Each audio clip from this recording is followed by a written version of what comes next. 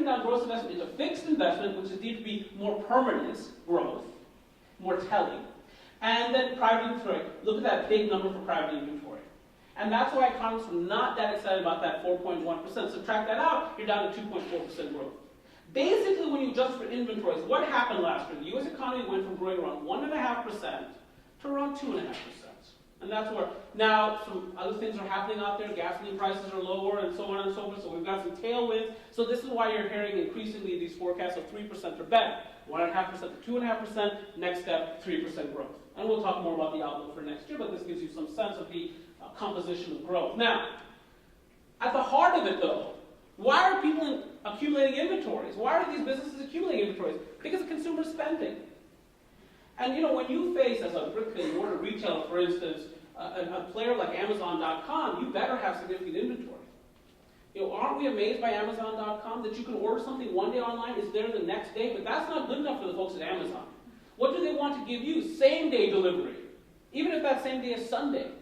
They just have an agreement with the U.S. Postal Service to have Sunday delivery, be able to offer same-day delivery. So we have in Baltimore, where I'm from, a 1 million square foot fulfillment center under construction on Browning Highway, next to the Port of Baltimore. Why are they doing that when they have a fulfillment center just 70 miles up the road in Middletown, Delaware? Because they want a same-day delivery.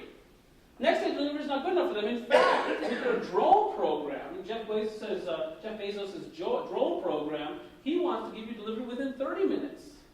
We Americans will soon be benefiting from the same technologies that bring light to the lives of Afghanis and Pakistanis around the world. And so this is very, very encouraging. I think you would agree. So a lot of this, again, relates to the consumer. And what does the consumer need to keep spending? A job. A job. And are we adding jobs in the country? The answer is yes, we are. We are, and we have been for quite some time. The last number that we received on this was the November jobs report. We'll get a jobs report this Friday, by the way, for December. But the last jobs report that we got was November 2013 jobs report, nation adding 203,000 jobs. Not bad. You can see how consistent the job growth has been month after month after month here, such that over the past 12 months, being November 2012 to November 2013, our nation has added 2.293 million jobs. This is the breakdown by industry of those 2.293 million jobs. Now, number one category includes professional business services.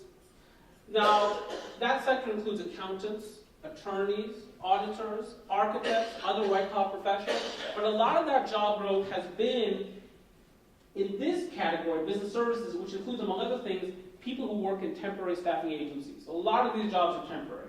And though we're adding a fair number of jobs, the average job quality is very low. Not low, very low. So if you look at the jobs being added, this, what I'm about to say doesn't line up perfectly with these sectors, but if you look at the jobs being added in leisure and hospitality, retail trade, temporary staffing agencies, and people who work in home health, those are four quite low-wage segments of the U.S. economy. That has represented roughly 50% of all net new jobs in recent months. Now, last month, November was a bit down. It was about 33%, but significant. And the other 67%, nothing to write home about. So job quality has not been fabulous. The second sector of the economy, in terms of job augmentation, the supply chain, retail trade, wholesale trade, transportation, utilities. Retailers have been active. Inventory buildup shows up largely in this segment of the economy. Third is leisure and hospitality. And what does that tell you? The consumer spending. And you don't need to, you know this better than anyone. You're from Florida. You can see the consumers become more active. The leisure travelers become more active. The airplanes are more full. I'm from Baltimore, Maryland. So when I fly out of BWI Airport typically. And I fly typically often, though not yesterday, Southwest Airlines. That's our largest carrier for BWI. Now, Southwest, if you're familiar with Southwest, one of their hallmarks is they do not have assigned seating. So how do you get onto a Southwest jetliner? Well, they give you an alphanumeric, which tells you your sequence or order for boarding. To be king or queen for the day must be A1, A1 boards first. And then it's open seating. So quite literally, if you're A1 and you board a morning flight, you might be the only passenger on the plane for a moment. And you can pick any seat you want. It is very empowering. And because I fly Southwest so much, they give me the special status. They call me A-list preferred or business select. I'm just telling you what it is. So, you know, on my most recent flight back from Kansas City back to Baltimore, I was A4, I'm just saying. So when I get on the plane, I am among the first. So I'm going to pick a window seat or an aisle. My preference, my pleasure. That's what's going to determine that outcome. But I'm a forecaster. I'm always looking around the bend and over the hill. I know what's coming. I know what's coming. B1 through 30.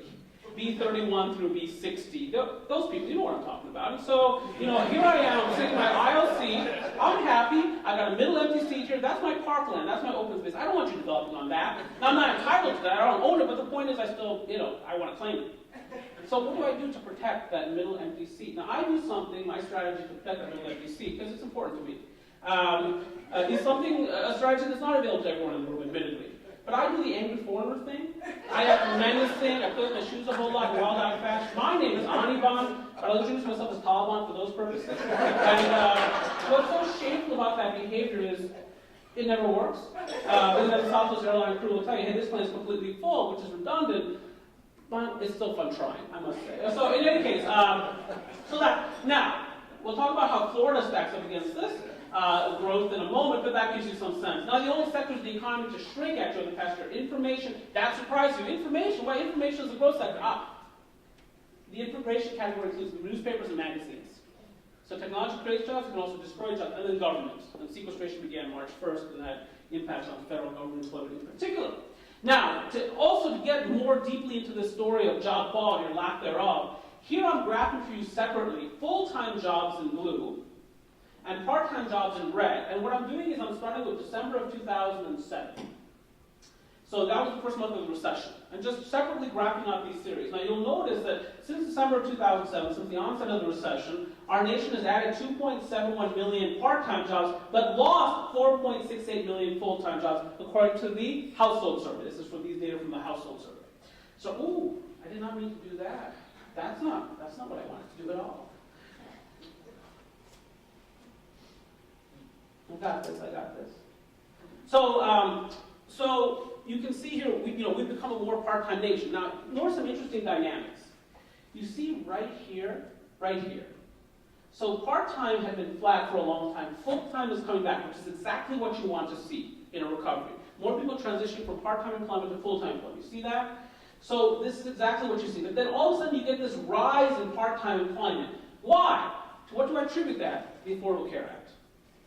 Now, not a lot of people understand the 2,400 pages that make up the Affordable Care Act, passed in 2010, but a lot of people seem to understand the more workers I have on my payroll that work 30 hours or more per week, the more this probably is going to cost me. And so if I can substitute part-time workers for full-time workers, maybe that makes sense. Now you say, Anirban, dead wrong. Your thesis is dead wrong, because I can see right here, part-time comes back down and full-time goes back up. How do you explain that? Well, they postponed the employer mandate for a year. Now, with all this talk recently about the failure of the exchanges from an electronic perspective, notice what's been happening. Part-time has been creeping back up, and I think that's one of the major trends for 2014. This employment growth for the 50 U.S. states. Number one state in terms of percentage job growth in the past year is North Dakota. Number two is Florida. Now, Florida, this great state, has added 183,100 jobs over the past year. That's what that 2.5% translates into. If you look at the job sectors that are adding jobs, number one category, trade, transportation, utilities, 56,800 jobs. Number two category, professional business services, 38,700 jobs.